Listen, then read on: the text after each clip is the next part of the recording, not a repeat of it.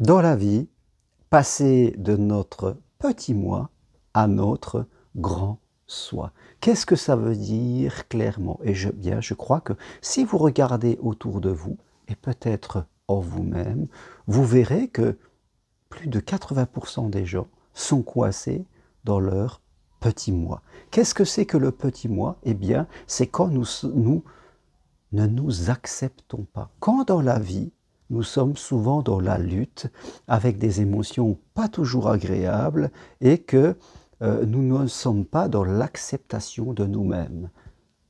Quand nous ne sommes pas dans cette fameuse acceptation de nous-mêmes, eh bien, et que nous sommes connectés dans notre petit moi, il peut intervenir dans notre existence de deux façons.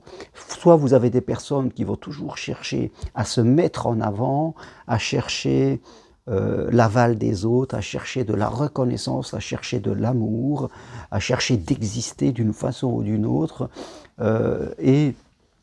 Donc elles vont continuellement être dépendantes du regard de l'autre, c'est très important pour elles.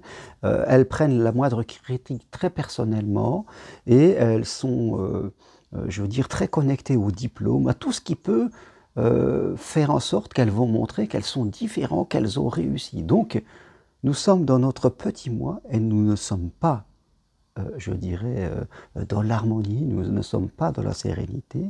De la première des façons, quand nous nous mettons trop en avant et que nous cherchons trop l'aval des autres. Nous sommes dans notre petit moi, encore une fois, quand ça va être le contraire du coup, eh bien, nous sommes trop effacés, nous nous sentons inférieurs des autres, nous n'osons pas aller dans la vie sentimentale, changer de métier, essayer de faire des choses. On est toujours en train de se comparer avec les autres, mais à notre détriment.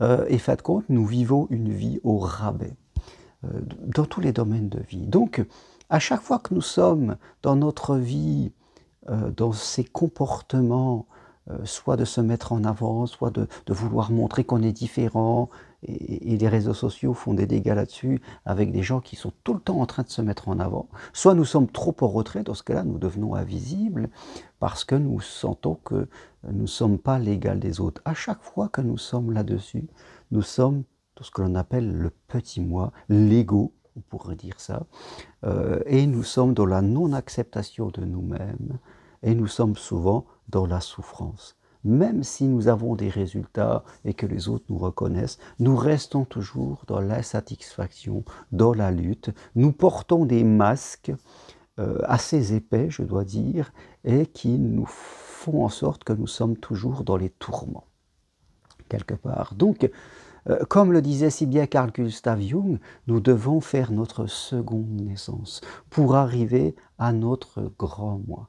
Donc, être dans le grand moi, c'est être une personne qui est détachée de son ego, détachée de son petit moi. C'est une personne qui commence par s'accepter comme elle est, dans ses forces, dans ce qu'elle fait de bien, aussi dans ses vulnérabilités, parce que dans la force, il y a toujours de la vulnérabilité. On s'accepte, on accepte son passé.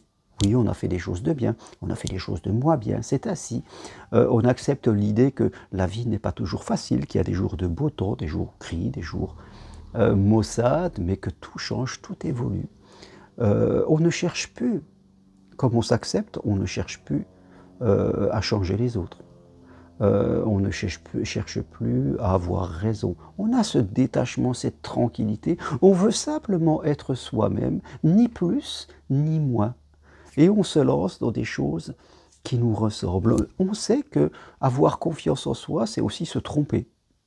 C'est oser. Et qu'en se trompant, eh bien on apprend. Et puis après on réussit des choses. On ne cherche pas à être plus que les autres, mais ni moins. On est simplement soi-même, un être apaisé et tranquille, qui a des émotions plutôt sereines. On peut avoir des peurs, on peut avoir une histoire, on peut avoir des blessures qu'on ressent dans son corps, mais on les comprend, on a fait la paix avec elles, on ne lutte plus à l'intérieur de soi et on ne lutte plus à l'extérieur de soi.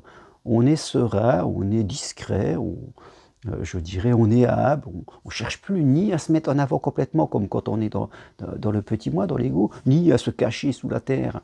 Là aussi, non, on prend sa place, tout simplement sa place, quelque part, on discute avec les autres. Et les gens à notre contact, ils sont bien, ils sont tranquilles parce que avec nous, il n'y a pas de conflit, il n'y a pas de jeu de rôle, de lutte psychologique cachée.